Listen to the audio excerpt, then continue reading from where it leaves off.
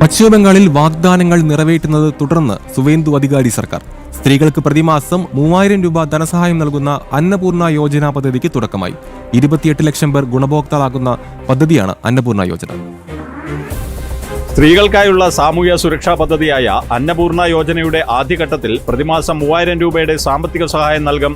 25-നും 60 വയസ്സിനും ഇടയിലുള്ള സ്ത്രീകൾക്ക് പദ്ധതിയിൽ അംഗമാകാം.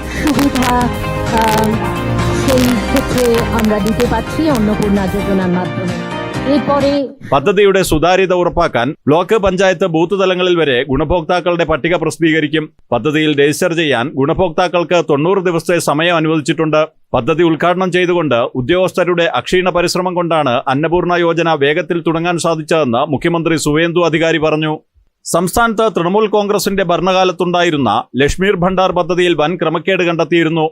അന്നപൂർണ യോജന പദ്ധതിയിൽ ക്രമക്കേട് ഉണ്ടാകാതിരിക്കാൻ ജാഗ്രത പാലിക്കുകയാണെന്ന് സർക്കാർ അറിയിച്ചു.